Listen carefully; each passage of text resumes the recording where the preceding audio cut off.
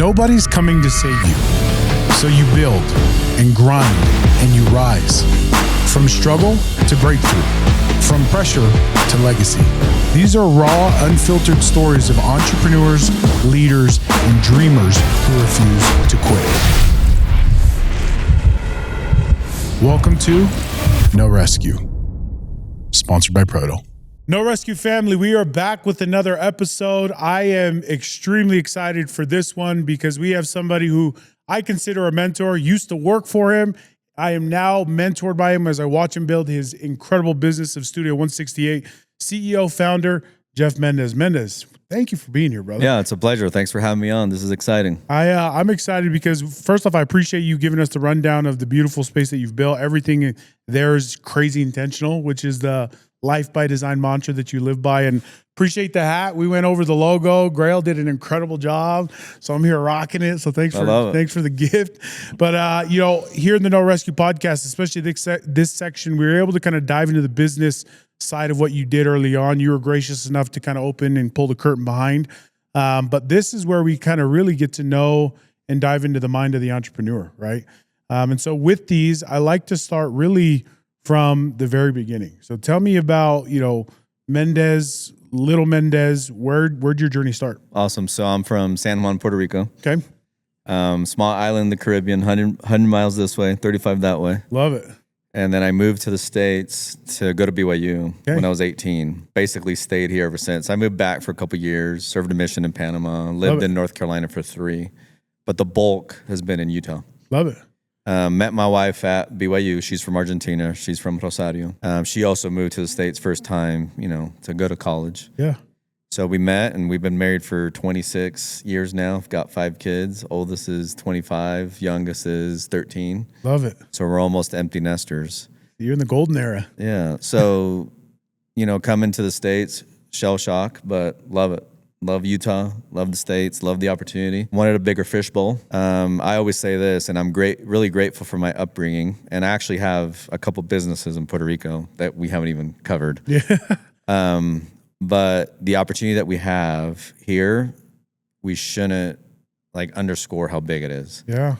And listen, we have our problems, we have issues, but they're dismal in comparison of what the opportunity is. So if you choose to tune into what we lack, that's what you'll find. Yeah. But if you choose to tune into something that generates abundance, you will have abundance in this country. I promise you that. And I feel like that, it's obvious and clear that came from, correct me if I'm wrong, but from the fact that you are an immigrant, right? Yeah, yeah. The fact that you came from Puerto Rico. And this is what's interesting is my mom, rest in peace. She passed away about 2 years ago now. She was from Texas. Okay. And if you know anything about Texas, are Texans proud people or no? Oh, they're very proud. Yeah, Everything's very proud. bigger in Texas. Everything's bigger in Texas, and then my dad's Puerto Rican. Okay. So Yeah. it's all these memes, right? Tell me you're Puerto Rican without telling me you're Puerto Rican. Like our umbrellas are the flag of Puerto Rico, or keychains are the Puerto Rican flag. Like we wear necklaces that have the Puerto Rican flag on them, the whole nine. So very proud cultures on both sides. And it's been a big blessing to just represent, who we are and where we came from. But yeah, very immigrant mindset. Like I said, I grew up in Puerto Rico all the way through age 18. So coming here, it's like, we're going to get this thing done. Yeah. Like I'm not leaving paradise Yeah. to not kill it here. We're going to make this thing happen. I love that. And so I want to kind of stay there for a little bit. You're this young immigrant. You come over to the States. Like what were you studying? What was what did life look like when you first came into America? So again, BYU, didn't really know what I wanted to go to school for. I just got my generals done. My first 2 semesters, my first full year, got the generals done. And by the way, no knock on BYU, but it was easy. Because in Puerto Rico, they prep you. They prep you hardcore. Okay. They're like, hey, college is tough. Yeah. So I remember my first few weeks, I was like just devouring the books, right? Because I'm like, oh, these tests are going to be gnarly. And I would take the test. And I'm like, man, this is easy. Yeah. Long story short, I graduated from BYU in 3 years. I love it. Like with a 4.0. Yeah. Got Which is impressive. 5 different scholarships. Yeah. When I was doing my exit interview for my mission president, I asked him, hey, what do you think I should study? And he goes, you're either going to be an attorney or you're going to be a business guy. And, I took that to heart. And what he said next is, you need to get a degree in mastering the English language. It says, I don't want you to take communications because that's just all, fairy tale, fluff. But you should probably major in English. I'm like, really? He says, but I'm not going to be an author. He says, I get that. But the biggest problem in business and in life is lack of proper communication. Interesting. So I want you to dominate the English language. You do that, you'll be a phenomenal attorney. You'll be a phenomenal business guy. So lo and behold, I majored in English. My emphasis was in rhetoric. Oh, wow. Rhetoric and writing. Yeah. So I was actually a copywriter and all that stuff when I was going to college. Wow. Too, It's funny. That makes so much sense because you're a storyteller. You're eloquent, and like that is a very unique skill that, I think there's very few leaders that have it in spades, and you do. And this makes a lot of sense. Yeah. I wanted to learn it because then I could break the rules if I needed to. Yeah. So if I want to be formal, I can be formal. If I want to be informal, I can be. So just understanding how it all makes sense. And, even today in my company, I'm the proofreader. I'm the copywriter. So I'll see investor reports and everything. I'm the one correcting all the grammar, all the split infinitives, all the run-on sentences, and that's fascinating. All that stuff. And that makes a lot of sense. And so when you were studying the English language in this paradigm, like, were you going into it like 100%. Knowing that so you're pretty intentional about it. I was very intentional. So I took legal writing classes. I took business writing classes. I understood Shakespeare, but it's not like I was in love with, the classics. 100%. But this is what's interesting is my wife fell in love with becoming an author through the process of helping me edit my papers. Interesting. And now she's a great author. Yeah, she's got 38 books published right now. She's with all publishing houses, and she took that road, and I obviously took the road that I knew I was going to take. I almost became an attorney. Oh, really? Yeah, and I decided not to and went straight into business. So I got my MBA when I was doing my first job out of college, which was running Walmart stores. Nice. Do you ever look back and wish you or wonder what it would have been like if you would have been an attorney? An attorney? Ooh, no. Yeah. Sorry if you're an attorney. No. So let me tell you that story really quickly. So, as I was going through the whole bachelor's degree, I was 90% certain I was going to become an attorney. So I was even taking the LSAT test, like the practice courses, et cetera. And I tested really well. Like I know I would have gotten pretty much any university I wanted to. But one day after studying for the LSAT and actually taking an LSAT prep test, I got home. I was married at the time, no kids yet. And my wife looks at my demeanor. She could see, she could feel my energy. And she's like, yo, what's up? Yeah. And I'm like, yeah. She says, did you not do well? I'm like, no, I aced it. But I just don't know if I want to be an attorney. Yeah. And then she looks at me and she's like, well, why do you want to be an attorney? Well, I start giving her my reason. And she's like, stop. You're just saying a lot of nothing. Yeah. The only reason you want to be an attorney is the money. And if the money's the only reason, you should not be an attorney. Yeah. And I'm like, oh, damn. Yeah. And that's when you married the right one. And right then and there, that conversation, I decided to opt out and no longer an attorney. Then literally the next day, I went to the Career Services Center at the Y, started the interview process, and got told no a ton. Yeah. And Walmart said, we'll take you. I love it. So that's how, and I never looked back. Yeah. And I am really grateful that I'm not an attorney. Yeah, really grateful. Absolutely. This podcast is sponsored by Prado. With Prado, taste comes first, but trust follows. It's clean, it's grass-fed, and it's made with standards you can feel. This is protein for people who expect more. Bougie, not basic. Well, I want to kind of dive in and continue on this journey because obviously, I mentioned I used to work for you, which is, a homage to Vivint, and we cut my teeth there, and I'm sure you did too. But it sounded like it started at Walmart, right? So tell me a little bit about that. What was your role there? Yep. Like, what did that journey look like? Yeah. So right after, literally, I didn't even go to graduation, didn't walk or anything. I wanted to get done with college so I could start earning an income. Yeah. Again, I come to this country, I'm like, let me dominate. I never did internships. I didn't do study abroads. I went straight through. Yeah. And literally graduated, got the diploma in the mail, didn't go even but pick it up, and I started working at Walmart. And I remember getting that first paycheck. So the job there was assistant manager in training. So I went straight into the program, and then soon thereafter, you could get your own store. But I remember getting my first paycheck, and I'm like, this paycheck sucks. Like I was literally making less, having a college degree, working full time than I was working in a call center. Yeah. getting base plus commissions. Yeah. So I'm like, I did all that schoolwork for this? Yeah. Hell no type of thing. But, you know, I had committed to it. So I'm going to, you know, I'm going to finish what I started. And I slowly move up the ranks. So I actually got my own store a few years down the road. But even if you, back then, even if you had your own store, this is what, 1999, 2000, you know, right around there. Even if you're running your own store, maybe you're making $120, 120 grand a year. And you're working like 80 hours a week. Yeah. No joke. And now you know there's 168. So it doesn't leave a lot of free time. Because we always parked at the very end of the parking lot so customers could get first dibs to the front door. And I remember getting out of my car. I had a Toyota Corolla. I'm putting my blue vest on. And I'm like, this can't be it. This can't be the reason. I moved to this country, left my island, went to school, graduated with honors. You know, this ain't it. Yeah. So shortly thereafter, I decided, okay, I need to start like putting my fillers out there. Yeah. A couple weeks later, I got a phone call from one of my buddies. His name is Ryan Slater. And he goes, yo, Mendez, what's up? I'm like, what's up? And he goes, hey, I just got done with a summer. We launched a company where we sell Dish Network door to door. I'm like, really? You did? Yeah. He was more like a student kind of guy, not. And I didn't even know I didn't know the word entrepreneur existed. Yeah. So I'm starting to learn about this entrepreneurial world. I'm like, well, who started the company? He says, we did. I'm like, who's we? Me and my younger brother, Wade. And I'm like, what? You guys? How? So I was super intrigued. And I'm like, well, tell me more about it. He tells me a little bit more about it. And I'm thinking, okay, I served a mission. I love knocking doors. I know I'm really good at capturing hearts and minds. Yeah. I can, you know, Yeah. I can do the door thing. And Dish Network, I actually bought it. So like if I'm a customer, there's got to be other customers out there. And I'm thinking, if you come to my home, I would probably switch from either DirecTV or cable or from not having any services to you. So that's like a really good, compelling offer. So I'm like, I'm interested. But I have a salary, I have a wife. I think I had one kid. No, I actually had 2 kids at the time. So I said, I have mouths to feed, the whole 9.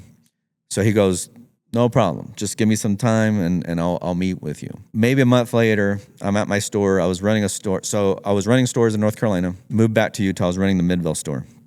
Get a walkie-talkie call. Mr. Mendez, we have a shoplifter apprehended at the fitting room. I'm like, oh boy. So I run over there, you know, huffing and puffing to try to help the staff, you know, with the shoplifter they had apprehended. And I'm looking all over the place and he pops out of the corner. He's like, I'm just messing with you. It's me. Let's go to lunch.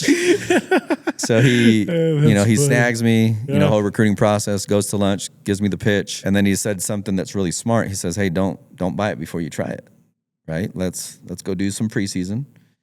Let's knock a few doors. And if you like it, let's go out again. If you like it again, if you like it that second time, let's go again until you decide. Yeah. I know you're going to like it, but it's for you to decide, not for me to decide. This is your career, not mine. So long story short, maybe 2 weeks after that, we go to Scipio, Utah. We knock door 1. He absolutely sucks. He's terrible. And I'm not saying anything.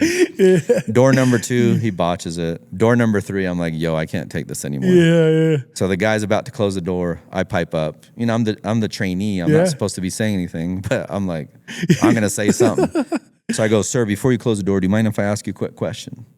Boom, I'm in the house. Yeah. Boom, I get the deal. I pass the contract over to my buddy because I hadn't been trained on how to fill out the paperwork. He puts his name on the sales rep line. And I'm like, oh, this is eat what you kill, isn't it? I like this. So we go outside. He asked me, hey, what you learn? I'm like, from you? Nothing. He says, do you want to keep knocking? You want to keep training? I'm like, yeah, I want to keep knocking, but you're done training me. I'm done with you. I said, you stay on your side of the street where you got your deal. I'll stay on this side. Whoever gets the most deals before lunchtime gets lunch paid for. Yeah. So I sell 3, he sells 0. This is before noon, by the way. This is like in 2 hours. They all same day, by the way.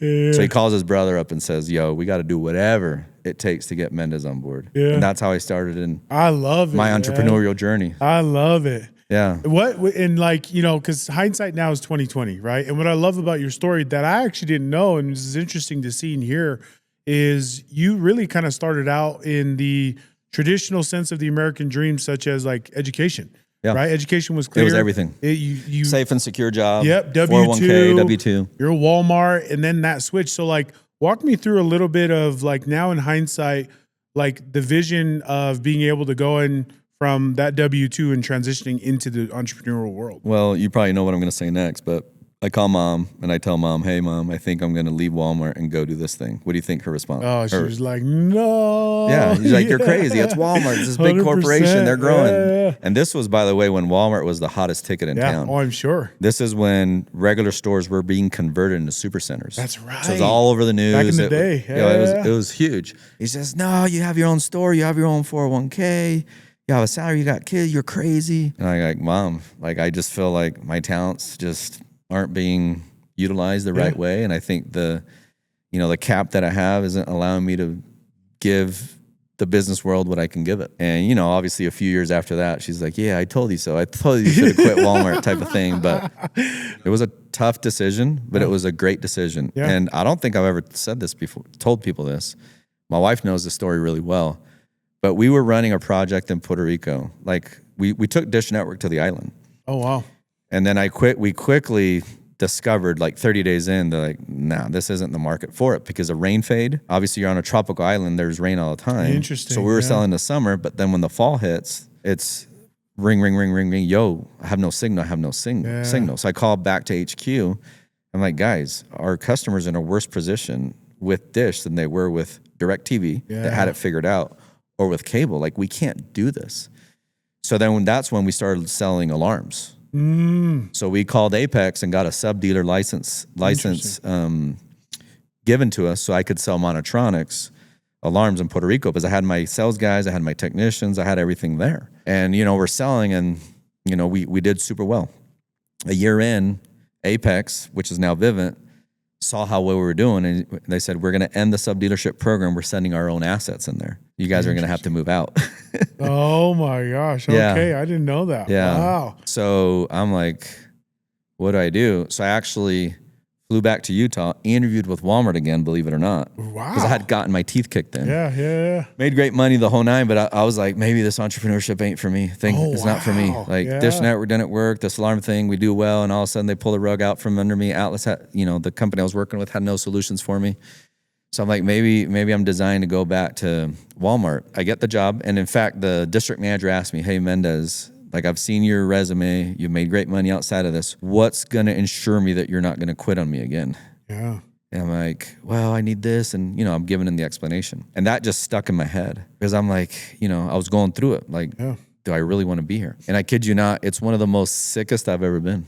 My DNA my whole nervous system shut down. Oh, wow. I was supposed to report to the store the next day. Yeah. And I couldn't do it. Yeah. I called the district manager. Jim Curtis was his name. I called Jim.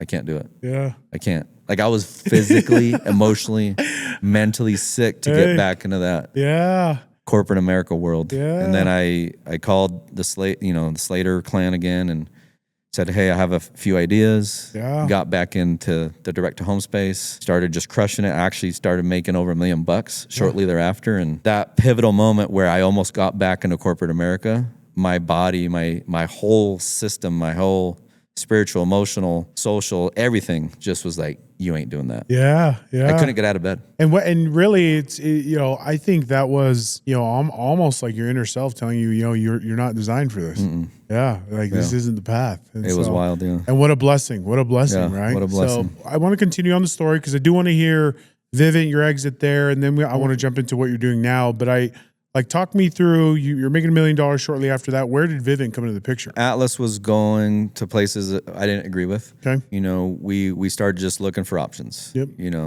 When I say we, there's a lot of names that you're familiar with. Yep. We were all there at that company. The whole premise was let's try to stick together. Yeah. So back then there was a company that was pretty big called Pinnacle Security. Yep. And then there was Apex Alarms. Those were the two juggernauts, if you will. And both of them, once they found out that we were shopping, they came in really hard. Yeah. Like hard. And in fact, at Pinnacle, they were offering me a title like vice president of sales, whatever, company car. Yeah. Big salary, like 7-figure salary, crazy sign-on bonus, the whole nine. And then Apex was like, I'll cover the back end check that you're going to miss out on from Atlas, but nothing else. And you got to start from the bottom and grow up, grow it all the way to the top because leadership is influence, nothing less, nothing more. If I give you a positional title, that's all that there is. Interesting. Yeah. But if you're willing to go grind it out and capture the hearts and minds of your colleagues, of your folks, then that'll be like an evergreen type strategy. And the reward's 10x. Full disclosure, we all signed at Pinnacle. Yeah. And I remember I was the last one to sign, and now more than ever, I'm a big hat guy. Yeah. So I actually put on the Pinnacle hat, and I felt like a nerd. I felt like I was It's not the right fit. Again, like my whole body telling me something. Yeah. And I'm like, this just feels weird, man. I feel like a little freaking nerd. This ain't it, type of thing. Again, I go home. My wife can feel my energy or my lack thereof, and she goes, "What's up?"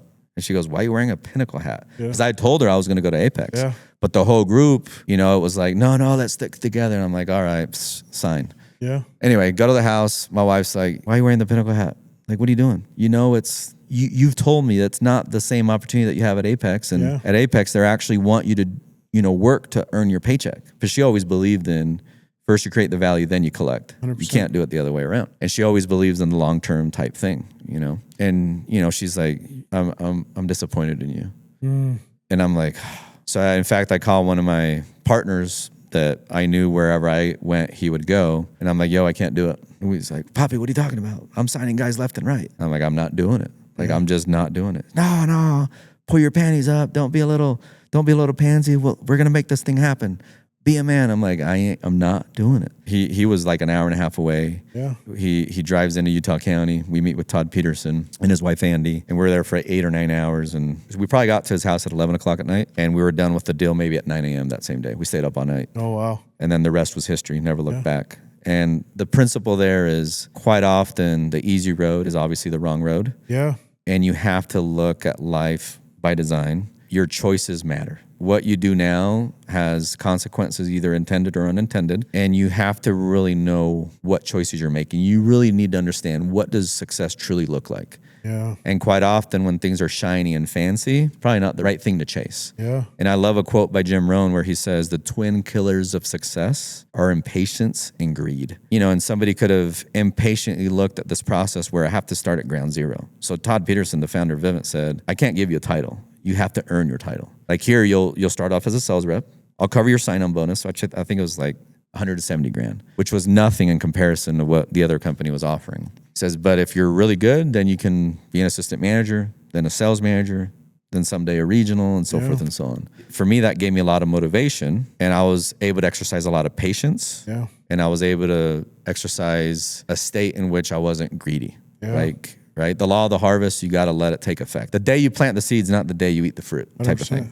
So I go out and I start doing a ton of preseason. I wanted to sell 50 accounts before the summer hit so I could have tenure and so I could train my people. And, I put together a team. We actually did 1,800 accounts my first summer. I did 300 personal. And then I was able to do 2,200, then 6,500, then 10,000 as a team. And then I had satellite offices. My last year, I did over 20,000 accounts. Love it. 4 years in. But it's stacking. It's hard work. It's not cheating the law of the harvest. The law of the harvest is undefeated. And just doing what you're supposed to do. Yeah. And what that does, it gives you self-respect. And by you having self-respect for yourself, then you're able to earn respect, not demand it, but earn it from your peers. And that's how we grew it. That's how we built it. And I think that's so awesome. And I think there's so many golden nuggets there because you have always been somebody that has been viewed as a very strong and a very poised leader, somebody that's easy to follow. And to your point, even if you had done the same volume of accounts and that same trajectory with Pinnacle, the influence is not the same. It really isn't. No, because you're cheating. 100%. You're cheating the process. And listen, like, it's not a cool story. Like, imagine if like you win an NBA title and you didn't have to do all the work. Like, why are we so enamored with Michael Jordan? Yeah. It's all those failures. It's so many times where he couldn't make the finals. Yeah. And just the blood, the sweat, the tears, the years that it took for him to become MJ. And you know this, man. Like, when you were a kid and the bike was just given to you by your parents versus you had to earn it. You had to you treated it with much you more treat that respect. bike with the absolute respect, right? Yeah. So I love that, man. There's a few key questions here that I want to kind of really but let me tell you something really crazy. Please. So that group that signed, they all joined 5 years later at Vivint. Interesting. And this is what's even more interesting is we compared notes. What they had made in that 5-year trajectory, I made more that last year before they joined than their 5 years combined. Yeah, and that's what happens when you build it, it right? Yeah, and listen, no knock on them. They made the choices that they made, but the overall lesson here is embrace the suck, embrace the hard things, embrace the dark nights. Yeah. Get out of your comfort zone. if you truly want to be an entrepreneur, like truly be one instead of just talking about being one, just know that it's going to come with a lot of pain, a lot of suffering, but that's the beauty of it. Like failure is the condiment that gives success its flavor. If everything in life was successful, you're really not living life. Yeah. And it's for sure as hell not an awesome life. Yeah. I love that. Well, even, I mean, if you watch the World Series, did you watch the World Series? I did. Game 7, insane. Game 6 and 7. Yeah. For your young kids, you know what this means. It's like miracle after miracle after miracle after miracle. And both opponents were worthy. Like the Blue Jays could have won, the Dodgers won. Yeah.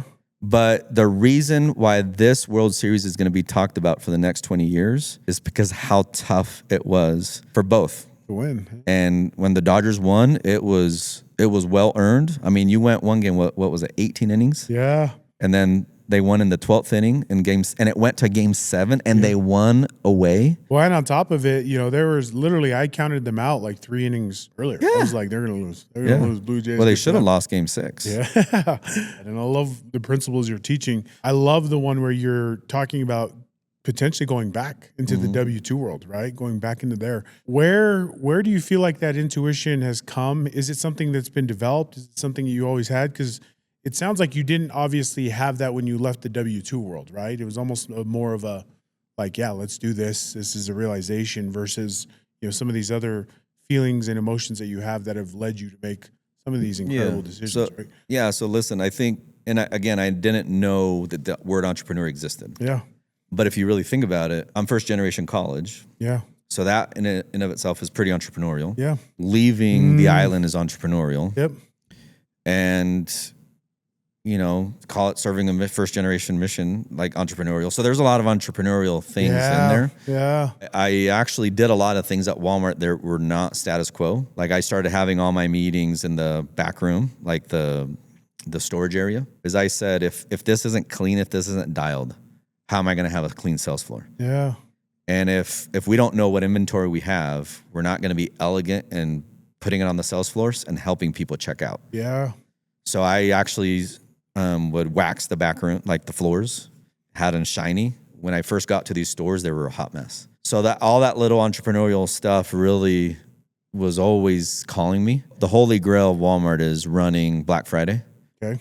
And I ran Black Friday when I was like 24 years old, like I was put in charge of it. And the store manager at the time, he was maybe 70 plus years old, and he told me this is the most insane Black Friday prep I've ever seen. I was done with Black Friday setup by 3 a.m. Oh, wow. And most people that had that mandate, maybe by 7 a.m. Oh, wow.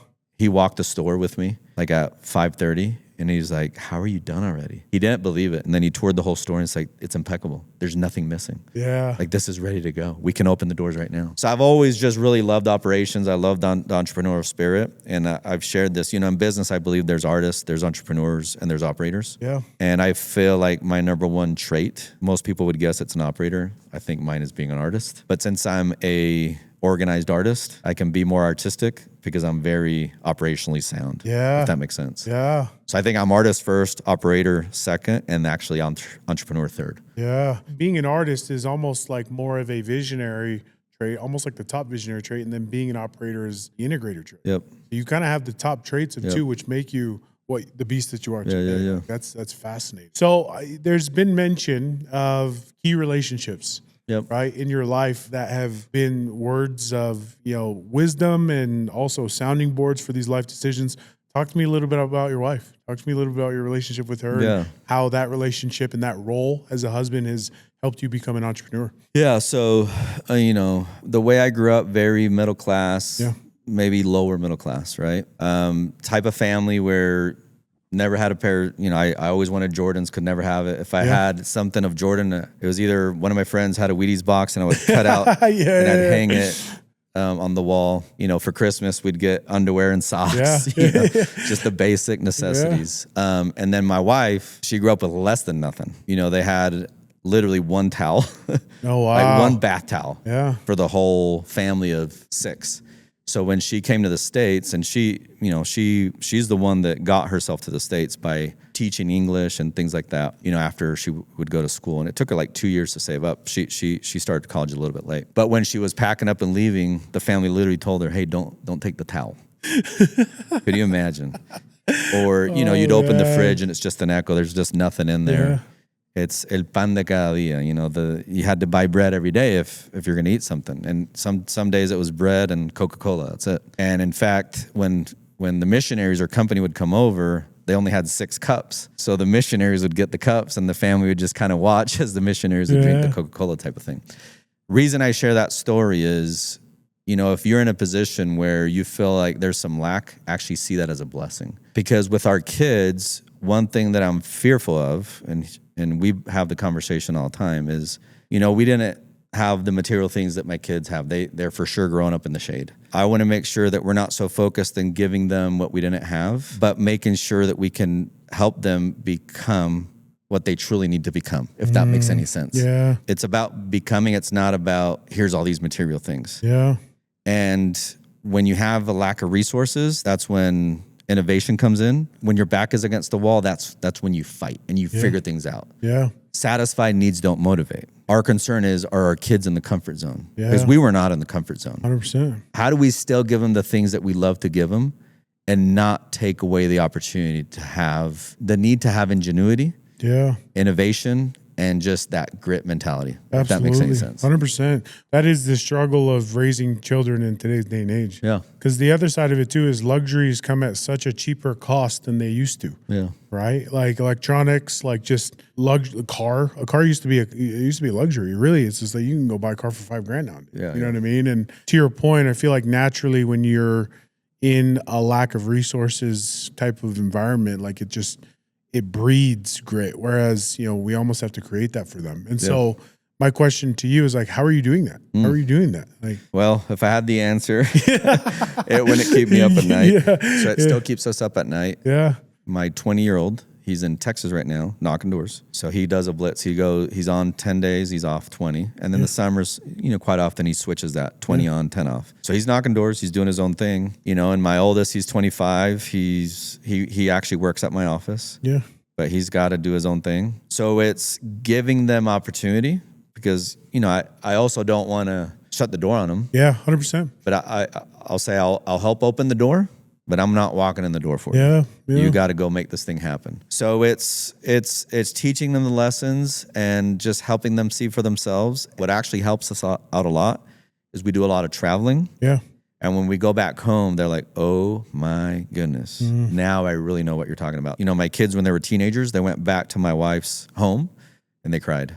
Because they're like, I can't believe you lived in these circumstances. Yeah. Think about what government housing looks like here. Think about government housing in Argentina. Yeah. The way I choose to view it, I view it as a blessing. Yeah. Like it's a blessing. I am so grateful that I grew up the way that I grew up. Yeah, I love learning more about you because it's making more and more sense. Because when you talk, like you really are a storyteller. Like you do very well. And today has been a gold mine of just nuggets that you shared with us. As an entrepreneur that's watching this right now, right? They're in that mode. What's your one piece of advice for them? Keep going. Yeah. Keep going. And, Simon Sinek, he wrote that book, Start With Why. And I believe in that. Like if your why is holy enough, you'll be able to roll through the punches. You'll be able to finish what you started. Like you have to have not just one holy cause, not one why, but a whole bunch of whys. Yeah. And if your why is big enough, when the hurt comes through, then you'll be able to embrace it. You'll be able to go through that suck. Being an entrepreneur and not having any rescue, it's just like, let's say you're a professional boxer. You get in the ring, you're through round 3, you're getting into round 4, and you get punched in the face. What are you going to do? Take your gloves off and step out of the ring because you just had somebody smack you around? No, it's par for the course. 100%. Like in boxing, you're supposed to get hit. Yeah. Like it's to be expected. If you're not being hit, if you're not being undercut or jabbed, then something's going on. Being an entrepreneur, you're going to have a lot of like dark times. You're going to face bankruptcy. You're going to have investors not believe in you. Yeah. You're going to have partners quit on you. You're going to have people lie to you. You're going to have people cheat you out of money that they owe you. You're going to have a hard time getting your accounts receivable in. You're going to have, the city, the state dealing with revoking your license. Yeah. You're going to deal with lawsuits, and that's at work. And then you got to deal with the home front. Yeah. The other comparison I make is football. You can have a high school football player that says, hey, coach, I'll play for you. I love the Friday Night Lights, love the cheerleaders, love the unis, love the helmets, love the pads. I'll play for you all 4 years with one condition. I can't get tackled. Like, it doesn't make any sense. So by you signing up to be an entrepreneur, you're signing up to get tackled. You're signing up to get jabbed. You're signing up to go through some blood, some sweat, some tears, and a lot of years before you see success. The other thing that I'll say is fall in love with the process. Don't fall in love with the result. Because if you fall in love with the result, you're going to give up, because the result doesn't come as quickly as sometimes you would like. Sometimes it comes quicker, and sometimes it's way delayed gratification. It's like that meme of the guy with the pickaxe hunting for that diamond, right? In that cave. Couple more picks and he's got the diamond, but he's given up because he was so focused on the diamond, he didn't keep just following the process. A couple more. You know what I'm talking about? Yeah. That little guy turning around with the pickaxe. Yep. How close are we to striking gold? How close are we to be able to mine that diamond? And we're giving up from that quote that I said, twin killers of success, impatience and greed, because we're not patient with the process. We're not patient with the law of the harvest, and we're just greedy. Yeah. You can't be greedy being an entrepreneur. Yeah. You got to create the value. And once you create the value, then the reward will follow, not the other way around. My brother, you are a poet, like legitimately. Like the way in which you tell stories is captivating, and it's no wonder that you're the leader that you are. So I appreciate your time. Thank you. Last thing before, where can people find you? Where can people connect with you? Instagram's probably the best place. Cool. I know I'm on TikTok too. I've never logged on, but the team puts stuff on TikTok. I'm not on LinkedIn. Yeah. Probably Instagram's the best. Okay. Love it. Well, last thing that we do with every No Rescue podcast is we have them sign the wall, brother. So I appreciate your time. Thank you. I know time is valuable. It's money. So thank you for your time today. Of course. I appreciate My pleasure. you. Thank you so much. Let's get you on the wall, baby. Awesome. Let's do it. Sponsored by Prado. Flavored protein, not protein flavored. Discover our 20+ luxury flavors at protoshop.com.